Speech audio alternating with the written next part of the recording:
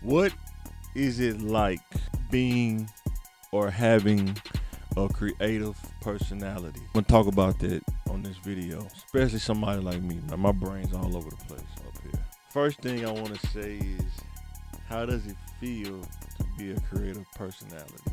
I think for me, it's like your brain is always coming up with something that you can do, you can apply, or you can execute. And depending on what field you in, sometimes that it can take over. Like me being in IT, I think about, man, if I had the resources, I could build a computer based on this. If I can carve out the extra time, I can make skits or I can record around this. Having that kind of humor mindset, oh man, I can make that funny. All those little things, depending on what your creative personality lands in.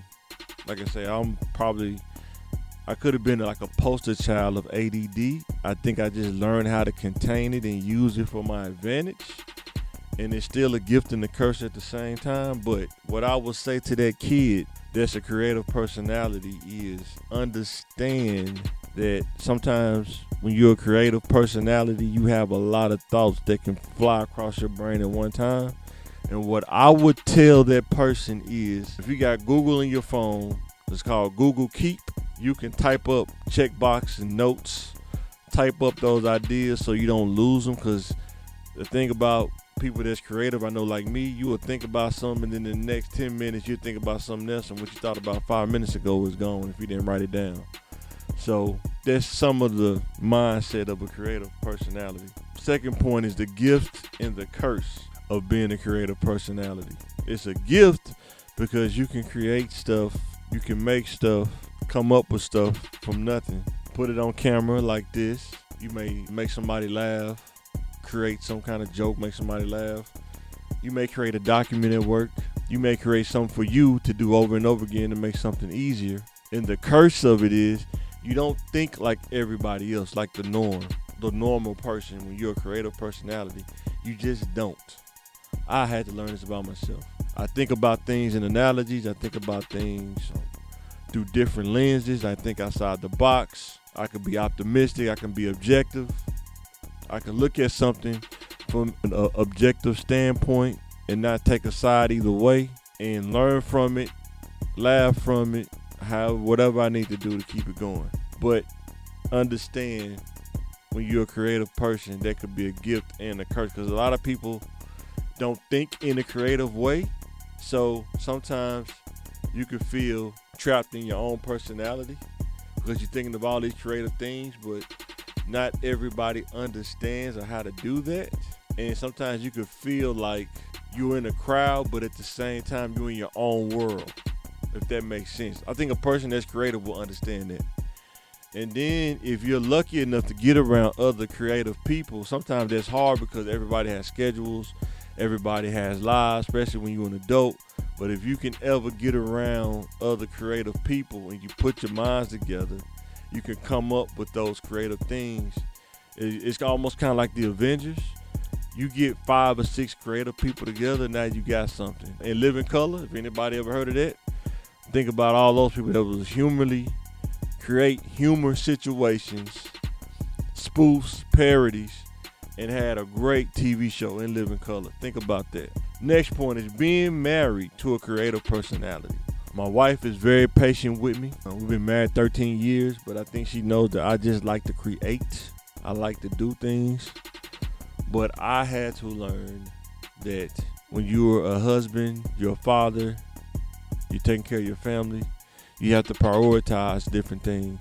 But as a creative, I'm always thinking of what's the next thing, or what's the next gadget, or what's the next piece of equipment that I can buy to help me to keep creating.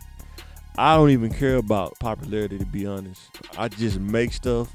I make the Thinking Game podcast from a standpoint, if I can go back and talk to that younger kid, have a conversation about things that happen in life, to learn from it. Sometimes it can be the most obscure things, but if you really think about what's going on, you can learn from it. I do my own mic motivation. My motivation is different because I'm not the most emotional guy. I don't scream at the top of my lungs. I'm more even keeled. Some people like it, some people don't. Guess what? I'm still gonna make it because that's how my creative brain works. Wife, she understands, but I had to learn how to rein in the creative side and be patient on getting things that I could use to be more creative because it costs money. I understood, and I'm so creative in my brain when I'm watching some stuff on YouTube, I could tell that a lot of those people have the resources to buy a $400 NAND light, a studio light, $1,000 camera, Sony FX3 or something like that with a lens that costs $1,000, or a 1.2 aperture lens. All that stuff costs money. But as a creative, you be like, man, I want to get my hands on that, but you know that it costs money. You have to get to that point. And that's why I tell kids, if you do this while you're young, before you have kids in a family, you can invest in these kind of things earlier, and you probably can get way more traction at a younger age because it takes time. It doesn't happen overnight. I'm not buying followers. I don't spend money on that kind of stuff. I'm not doing that. But you might can. You might want to do that. But you might have the money when you're 19. You can spend $1,000 on a camera, another $400 on lights, build you a computer or buy a gaming computer. Let me know if you want to see a video. This is creative stuff. Going to Facebook Marketplace or buying a gaming computer that's already built and maybe add a couple of more parts to it that make it run to how you want it to run. Let me know if you would like to see that.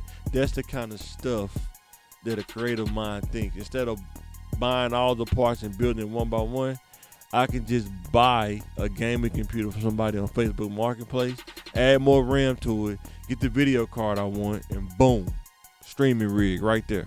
My last point is to that creative person, do not lose your creative personality. Life will come at you in many ways. Disappointment will come at you in many ways. Discouragement will come at you in many ways. But what I would say to you is believe in your creative personality.